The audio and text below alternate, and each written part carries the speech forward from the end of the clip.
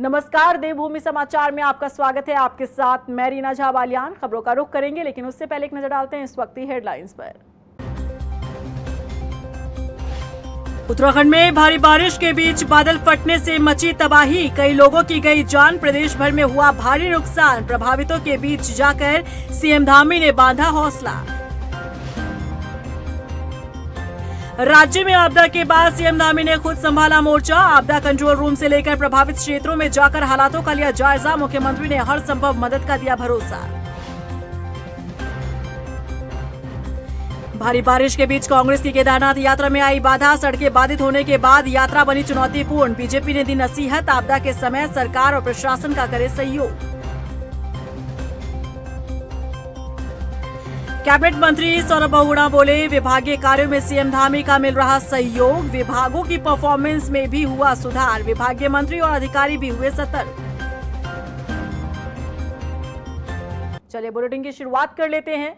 उत्तराखंड में बारिश का दौर लगातार जारी है। बुधवार रात हुई बारिश कहर बनकर बरसी। केदारनाथ से लेकर देहरादून तक तबाही का मंजर देखने को मिला। कहीं बादल फटने से नुकसान की खबरें सामने आई तो कहीं हादसों में लोगों की जान चली गई। देखिए रिपोर्ट। उत्तराखंड में तबाही ने दी दस्तक। आसमान से बरस रही आफत। कहीं बादल फटने से नुकसान, कहीं हादसे में गई लोगों की जान। उत्तराखंड में मानसून की बारिश आफत बनकर बरस रही है।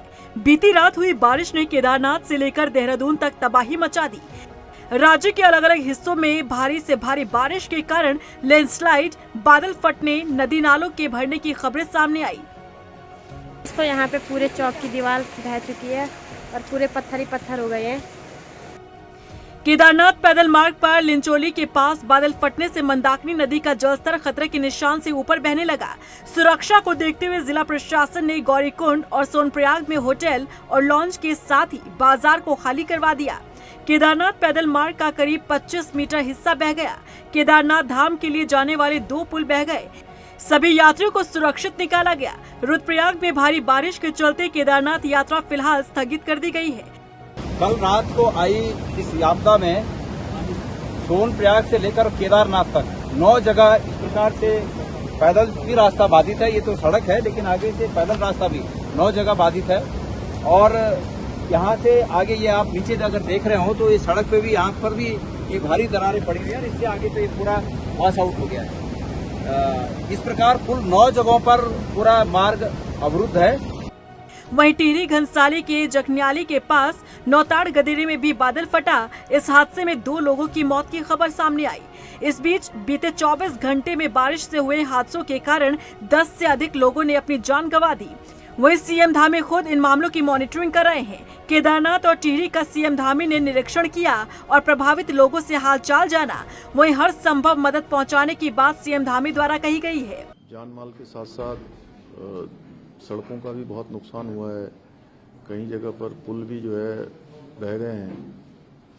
उन सब की कार्रवाई चल रही है और जो सरकारी भवन है उनका भी नुकसान हुआ है।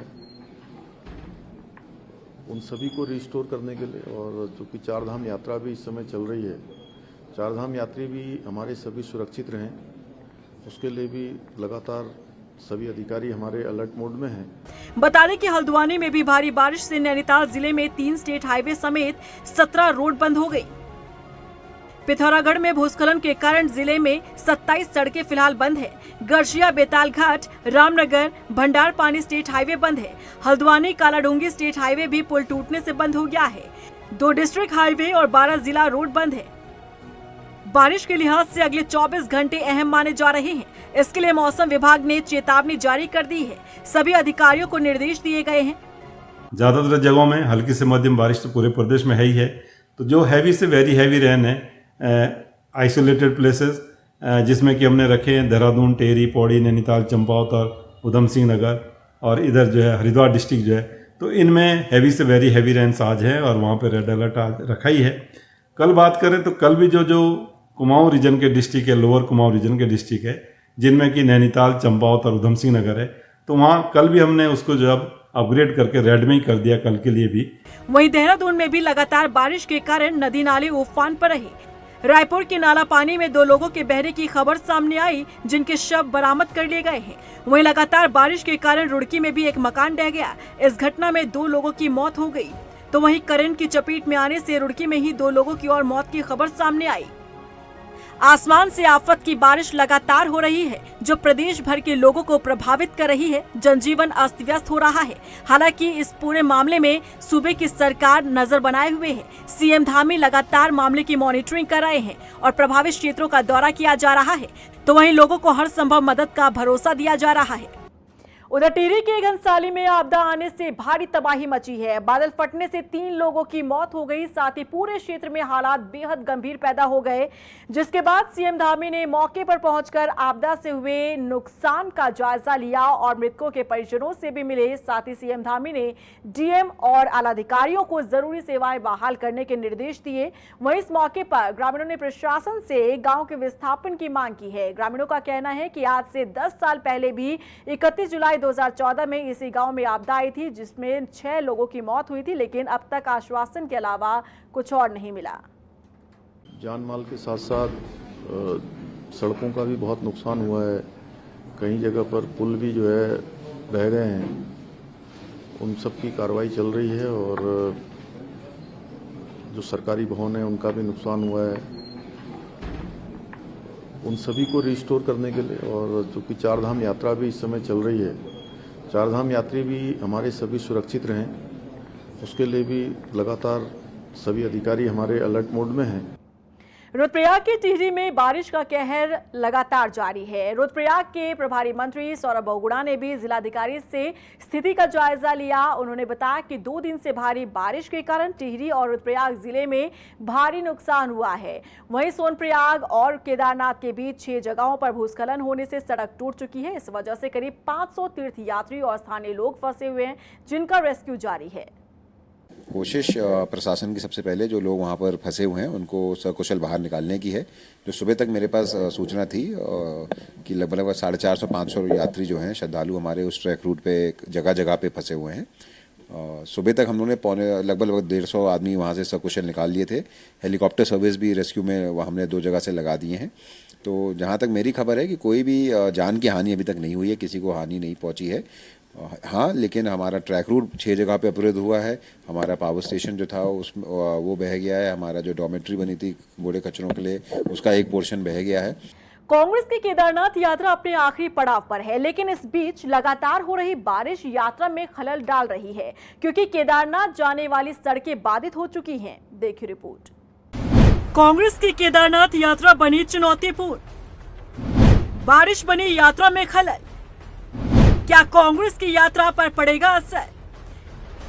करोड़ों लोगों की आस्था का केंद्र केदारनाथ इन दिनों चर्चाओं में है, क्योंकि कांग्रेस की केदारनाथ यात्रा चल रही है।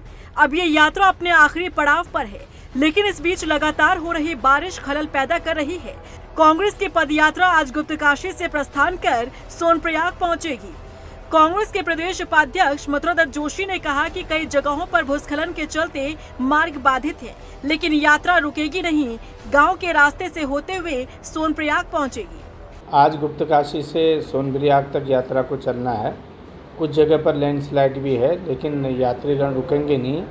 जो हमारे गांव के रास्ते होते हैं, कहीं न कहीं से उन रास्तों से निकलकर रात्रि विश्राम सोनप्रयाग में करेंगे, सीतापुर में, और कल सुबह केदारनाथ के लिए प्रस्थान करेंगे। केदारनाथ यात्रा में कांग्रेसियों का जोश हाई है। कांग्रेस के तमाम वरिष्ठ नेता और कार्यकर्ता एकजुटता के साथ पदयात्रा कर रहे हैं और लगातार आगे बढ़ रहे हैं। कांग्रेस के प्रदेश उपाध्यक्ष मथुरादत्त जोशी का कहना है कि इस पदयात्रा में जो भी सहयोगी है उनकी सराहना होनी चाहिए। रूप से देखिए, अध्यक्ष जी बहुत कड़ी मेहनत कर रहे हैं। जितने भी सहयोगी यात्री वो कड़ी मेहनत कर रहे हैं। आपने देखा होगा कि माननीय अध्यक्ष जी के पैरों में किस तरीके से छाले पड़े हुए हैं, फिर भी यात्रा से पीछे नहीं हट रहे हैं, आगे बढ़ रहे हैं। उनके साहस की सराहना होनी चाहिए। हमारे अध्यक्ष जी ने पहले ही ठाना, जिस तरीके से केदार की प्रतिष्ठा को इस सरकार ने आघात पहुँचाने का काम किया। यहाँ के करोड़ों करोड़ हिंदुओं की, सनातन धर्म प्रेम की भावनाओं को इस सरकार ने कुठाराघात करने का काम किया। उसके खिलाफ अध्यक्ष जी ने कहा कि मैं केदारनाथ तक पैदल जाऊंगा। उस यात्रा में अध्यक्ष जी चल रहे हैं और हम उनकी कुशलता की कामना भी करते हैं। कांग्रेस की पदयात्रा जैसे जैसे आगे बढ़ रही है, वैसे वैसे कांग्रेस के सामने चुनौतियां भी मुंह बाए खड़ी है। केदारनाथ में देर रात हुई बारिश के कारण केदारनाथ पैदल मार्ग का 30 मीटर का हिस्सा मंदाकिनी नदी में जाकर समा गया, जिससे केदारनाथ पैदल मार्ग पूरी तरह से बाधित हो गया। ऐसे में कांग्रेस के लिए यात्रा पूरी करना एक चुनौती बनी है। कांग्रेस के प्रदेश अध्यक्ष करण माहरा ने कहा कि सभी यात्री पूरी तरह से सुरक्षित हैं। सोनप्रयाग में जो अप्रिय घटना घटी है, जिन लोगों को जानमाल का नुकसान हुआ है, उनके प्रति कांग्रेस की संवेदनाएं हैं। काफी हमारे स्थानीय लोगों की दुकानें, मकान, खच्चर, घोड़े इत्यादि बह गए हैं, बहुत नुकसान हुआ है और कई केदार यात्री लापता हो गए हैं, कुछ दिवंगत हुए हैं। हम सब कांग्रेस जन 2 मिनट का मौन रख रहे हैं, उनके आत्मा की शांति की प्रार्थना करते हैं। केदार बाबा उनके परिवार को धाड़स दें, साहस दें, इस बात की प्रार्थना करते हैं। केदारनाथ पदयात्रा को लेकर कांग्रेस का जोश हाई है और तमाम चुनौतियों को पार कर कांग्रेस की यात्रा आगे बढ़ रही है। लेकिन देखना होगा कि प्रकृति की चुनौती के सामने कांग्रेस अपनी पदयात्रा कैसे पूरी करती है। उधर कैबिनेट मंत्री सौरभ बहुगुणा ने कांग्रेस की केदारनाथ यात्रा पर तंज कसा है। सौरभ बहुगुणा ने कांग्रेस को नसीहत देते हुए कहा कि मॉनसून में फिलहाल यात्रा को रोक देना चाहिए। उन्होंने कहा कि आपदा की स्थिति में विपक्ष को प्रदेश सरकार और प्रशासन का सहयोग करना चाहिए। सबको पता है कि उत्तराखंड में जो बारिश का सीज़न होता है उसमें हर जगह पे आपदा आती है, नुकसान होता है। तो मुझे नहीं लगता कि ये सही समय था यात्रा निकालने का। पॉलिटिक्स आप हम कभी भी कर सकते हैं, लेकिन आपदा के समय में सारे देश को, प्रदेश को, पार्टीज़ को एक साथ एक मंच पे खड़ा होना चाहिए। सिर्फ यहाँ नहीं, आप देखिए केरला कैसे, वायनाड में कितना बुरा हाल है, हिमाचल का कितना बुरा हाल हुआ है, उत्तराखंड में लगातार बारिश से नुकसान हो रहा है। तो इस समय पे पॉलिटिकल यात्रा निकालना, क्योंकि प्रशासन की ड्यूटी लगती है, लोगों को देखते हुए श्रद्धालुओं को कहीं ना कहीं प्रॉब्लम आती है, तो मेरे ख्याल से ये सही समय नहीं था। केदारनाथ धाम के गर्भगृह में लगाया गया सोना चर्चाओं में है। विपक्ष सोना चोरी का आरोप लगा रहा है, तो वहीं बीकेटीसी सोने का बिल जारी कर रहा है। अब इस बीच पर्यटन मंत्री सतपाल महाराज ने बड़ा बयान दिया है, जिसने कथित सोना चोरी मामले में नई बहस को जन्म दे दिया है। देखिए रिपोर्ट। नहीं थम रहा केदारनाथ सोना चोरी विवाद, बड़ा खुलासा कर सकते हैं सतपाल महाराज। जांच रिपोर्ट से हो सकता है बड़ा खुलासा। केदारनाथ के गर्भगृह से सोना चोरी मामले में सियासत लगातार गर्माती दिख रही है। एक तरफ विपक्ष इस मुद्दे को छोड़ने के मूड में नहीं दिख रहा, तो वहीं बीकेटीसी ने हाल ही में दानदाता द्वारा दिए गए सोने का बिल जारी किया था। अब इस बहस में पर्यटन मंत्री सतपाल महाराज की एंट्री हो गई है। केदारनाथ गर्भगृह में सोना लगने को लेकर वो जल्द ही एक बड़ा खुलासा करने जा रहे हैं। उनका कहना है कि केदारनाथ धाम के गर्भगृह को स्वर्ण मंडित किए जाने को लेकर शिकायत मिलने पर उन्होंने कमिश्नर के माध्यम से तत्काल जांच के आदेश दिए थे, जिसकी रिपोर्ट उनके पास आ चुकी है। उन्होंने कहा कि इस पूरे मामले का राजनीतिकरण हो रहा है और आस्था के इस पवित्र धाम केदारनाथ पर बयानबाजी करना बिल्कुल सही नहीं। जिस व्यक्ति ने दान दिया वो तो कह नहीं रहा है कि चोरी हुई है, और लोग इस पर बयान दिए जा रहे हैं, बहुत से बयानों पे बयान आ रहे हैं। तो मैं इतना ही कहूँगा कि हमारे पास जो रिपोर्ट्स है, मैंने इसकी जांच 1 साल पहले करा दी थी, मैंने जांच मंगवाई है, मेरे पास जांच आ गई है। उसका अध्ययन करने के बाद मैं प्रेस के सामने सारी बात रख दूंगा। पर मैं इतना ही कहना चाहता हूँ कि दानदाता तो कह नहीं रहा है, बाकी इसका राजनीतिकरण किया जा रहा है, जो उचित नहीं है। केदारनाथ की प्रति सबकी श्रद्धा है, हम सबकी श्रद्धा है, इसलिए इस प्रकार से तीर्थ के बारे में कोई अपशब्द कहे जाए, भ्रांति फैलाए जाए, ये उचित नहीं। वहीं दूसरी ओर कांग्रेस ने सतपाल महाराज के बयान पर पलटवार किया है। कांग्रेस प्रदेश उपाध्यक्ष सूर्यकांत धस्माना ने कहा कि सतपाल महाराज बताएं कि अगर जांच की जा चुकी है तो अब तक वो जांच दबा कर क्यों बैठे हैं। पहले तो सतपाल महाराज ये बताएं कि वो जांच दबा के क्यों बैठे हैं, क्या उनकी कोई भूमिका है सोना चोरी में, क्यों दबा के बैठे हैं। फिर सतपाल महाराज को क्या ये नहीं मालूम कि जो लोग उनको दान देते हैं वो भी एक संस्था चलाते हैं, और चवन्नियाँ, अठन्नियाँ, सवा रुपया और तमाम पैसा उनके यहाँ इकट्ठा होता है, और वो जो दान उनको मिल जाता है, वो दान जब दानी दे देता है तब वो उस संस्था का या उस मंदिर का हो जाता है जिसको वो दान मिलता है। अगर उसमें कोई अमानत में खयानत होगी तो वो संस्था उसके लिए जिम्मेदार है, दान दाता थोड़ी जिम्मेदार है।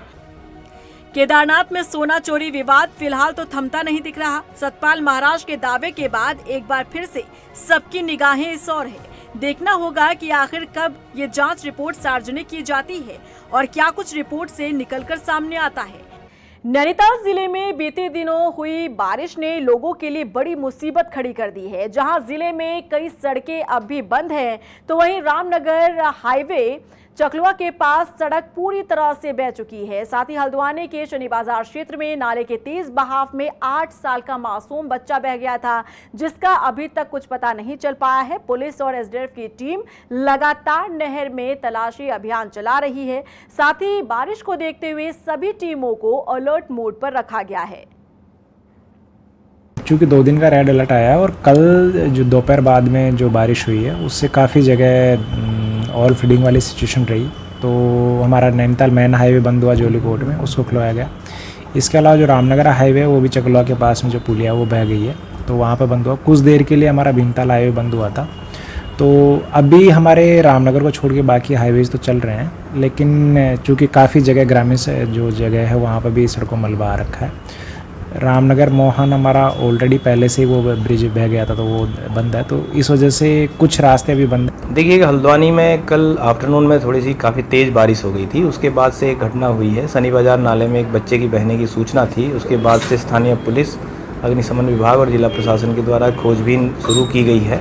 उसके बाद उसमें एसडीआरएफ को भी इन्वॉल्व किया गया है। कल चूँकि रात्रिकाल हो गया था, तो आज सुबह से पुनः इसमें सर्च अभियान चलाया गया है। अभी हम लोगों ने जो हमारा फिल्टर प्लांट को जाने वाला पानी था उसे रोका गया है, तो नहरों में पानी रोक दिया गया। उसके बाद से अभी टीमें बनाकर यहाँ से लेके और लाल कुआं तक खोजबीन की जा रही है। कैबिनेट मंत्री सौरभ बहुगुणा ने कहा कि विभागीय कार्यों में सीएम धामी का पूरा सहयोग मिल रहा है और मुख्यमंत्री के सहयोग से विभागों की परफॉर्मेंस में सुधार भी हुआ है। दरअसल मुख्यमंत्री पुष्कर सिंह धामी द्वारा विभागवार समीक्षा बैठक की जा रही है, जिसमें विभागीय मंत्री की मौजूदगी पर भी नजर बनाए हुए है। बीते दिन कैबिनेट मंत्री सौरभ बहुगुणा के 4 विभागों की समीक्षा की गई, जिसके बाद मंत्री सौरभ बहुगुणा ने कहा कि अगले 2.5 साल के लिए कई लक्ष्य विभागों के लिए रखे गए हैं, जिसको हासिल किया जाएगा।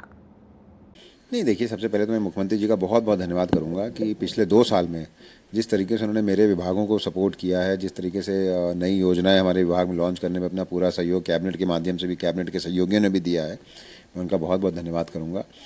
कल की जो मेरी बैठक थी, माननीय मुख्यमंत्री जी ने समीक्षा बैठक ली है, उसमें हमारे पशुपालन विभाग, डेयरी विभाग और हमारा मत्स्य विभाग, चीनी मिल विभाग की 4 विभागों की समीक्षा बैठक थी और बहुत अच्छा लगा मुझे कि मुख्यमंत्री जी ने हमारे काम को सराहा है। पिछले 2 साल में जो हमारे विभागों ने काम किया है। वहीं हल्द्वानी में कांग्रेस विधायक ने प्रदेश सरकार पर भ्रष्टाचार का आरोप लगाया है। सुमित हृदयेश ने कहा कि पिछले दिनों हल्द्वानी में आरटीओ द्वारा संचालित किए जाने वाले फिटनेस सेंटर में भ्रष्टाचार का बड़ा खेल खेला जा रहा है। साथ ही आपदा से निपटने के लिए भी कोई इंतजाम नहीं किए गए। सुमित हृदयेश ने कहा कि जिस तरह सरकार से आम जनता त्रस्त है, उससे साफ है कि आगामी केदारनाथ उपचुनाव में भी जनता कांग्रेस का साथ देगी। अंबार, अनियोजित सोच का अंबार, ये सरकार का प्रतीक प्रमाण है, भ्रष्टाचार प्रतीक प्रमाण है। केदारनाथ के सोने से अगर हम शुरुआत करें से लेकर जो विकास में अवरोध इन्होंने लगातार पैदा करे हैं, हमारी ISBT 72 करोड़ का प्रोजेक्ट इन्होंने बनने नहीं दिया, पूरे शहर को तोड़ दिया, हरे भरे पेड़ हमारे काट दिए। तो ये अफसरशाही इतनी हावी है और भ्रष्ट तंत्र मंत्र इतना हावी है। अभी मंगलौर और बद्रीनाथ शुरुआत है, अगली बारी केदारनाथ की है और उसके बाद जो हमारे अभी उससे पहले जो नगर निगम के चुनाव होंगे उसमें इन्हें जो करारा जवाब जनता देने को तैयार है, हम जनता को स्वागत करते हैं, उनका अभिनंदन। अल्मोड़ा के सल्ट खैरना मोहान चौड़ीघट्टी मोटर मार्ग पर वैली ब्रिज बनकर तैयार हो गया है और यात्रियों के आवागमन के लिए रास्ता खोल दिया गया है। बता दें कि 3 हफ्ते पहले सल्ट खैरना में मूसलाधार बारिश में ब्रिटिश काल में बना पुल ध्वस्त हो गया था, जिसके चलते रामनगर सहित सैकड़ों ग्रामीण क्षेत्रों का आवागमन बाधित हो गया था। देखिए, जुलाई के प्रथम सप्ताह में 7 या 8 तारीख के आसपास जब बारिश हुई उसमें यह पुल बह गया था और माननीय मुख्यमंत्री जी ने इस समय निर्देश दिए हुए हैं कि अगर कहीं भी आपदा से कोई भी क्षति होती है या आवाजाही प्रभावित होती है उस पर तत्काल कार्रवाई करके उसको सुचारू किया जाए। जिस दिन ये घटना हुई थी उसके अगले दिन ही हम लोग यहाँ मौके पर आ गए थे और विभाग के अधिकारी भी थे, सभी निर्देश दिए गए थे कि इसको जल्दी से जल्दी सुचारू किया जाए, वैली ब्रिज की व्यवस्था की जाए। तो हल्द्वानी में वैली ब्रिज हमारे पास उपलब्ध था, उसको तत्काल वहाँ से मोबाइलाइजेशन स्टार्ट किया गया, विभाग ने तुरंत कार्रवाई की है।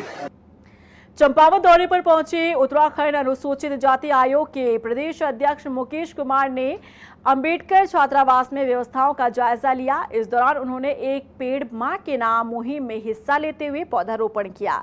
आयोग के प्रदेश अध्यक्ष मुकेश कुमार ने कहा कि बीजेपी सरकार अनुसूचित वर्ग के कल्याण के लिए तमाम योजनाएं चला रही है।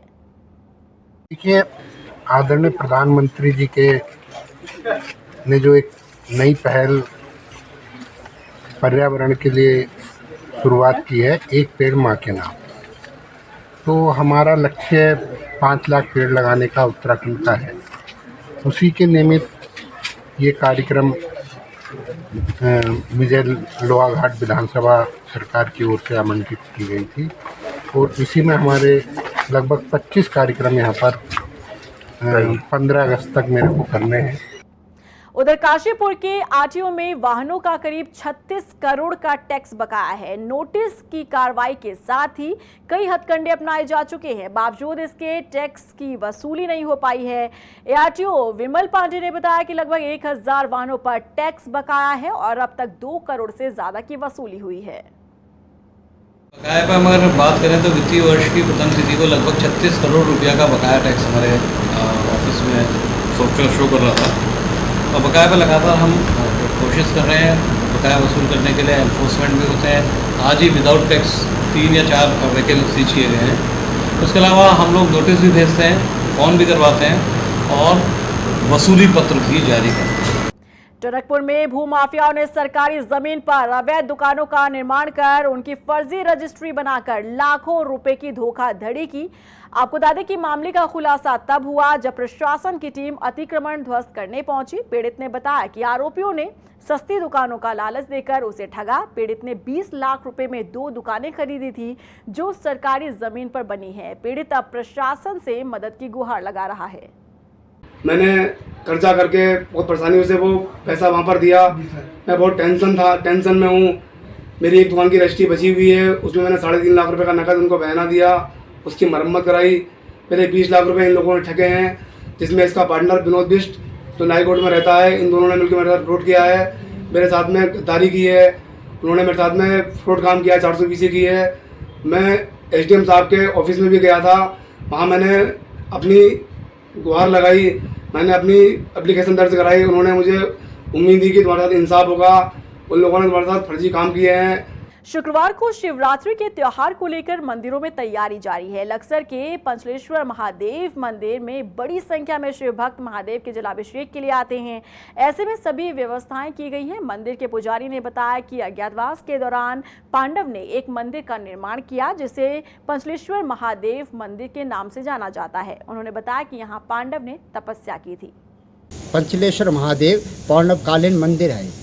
यहाँ 5 पीपल के पेड़ थे। भगवान श्री कृष्ण जी ने इस धरा भूमि पे गायें भी चराई हैं। स्वयं महाभारत में पांडवों ने यहाँ इस शिवलिंग मंदिर का निर्माण किया। यहाँ मंदिर भव्य है। यहाँ 9 प्रकार से ध्वनियाँ गूंजती है। जब हम मंत्रोच्चारण करते हैं 9 प्रकार से आवाज़ आती है। महादेव में अलग और नंदेश्वर महादेव में अलग से उच्चारण करते हैं तो 9 तरह की ध्वनियाँ गूंजती हैं। इसके लिए मतलब आदमी अगर तन मन धन से बुद्धि और शुद्धि से जाप करे और उसका नाम ले तो बड़ा आनंद है। और इसी के साथ फिलहाल इस बुलेटिन में बस इतना ही, लेकिन चलते चलते एक नजर डालते हैं इस वक्त की हेडलाइंस पर। उत्तराखंड में भारी बारिश के बीच बादल फटने से मची तबाही, कई लोगों की गई जान। प्रदेश भर में हुआ भारी नुकसान। प्रभावितों के बीच जाकर सीएम धामी ने बांधा हौसला। राज्य में आपदा के बाद सीएम धामी ने खुद संभाला मोर्चा। आपदा कंट्रोल रूम से लेकर प्रभावित क्षेत्रों में जाकर हालातों का लिया जायजा। मुख्यमंत्री ने हर संभव मदद का दिया भरोसा। भारी बारिश के बीच कांग्रेस की केदारनाथ यात्रा में आई बाधा। सड़कें बाधित होने के बाद यात्रा बनी चुनौतीपूर्ण। बीजेपी ने दी नसीहत, आपदा के समय सरकार और प्रशासन का करे सहयोग। कैबिनेट मंत्री सौरभ बहुगुणा बोले, विभागीय कार्यों में सीएम धामी का मिल रहा सहयोग। विभागों की परफॉर्मेंस में भी हुआ सुधार। विभागीय मंत्री और अधिकारी भी हुए सतर्क।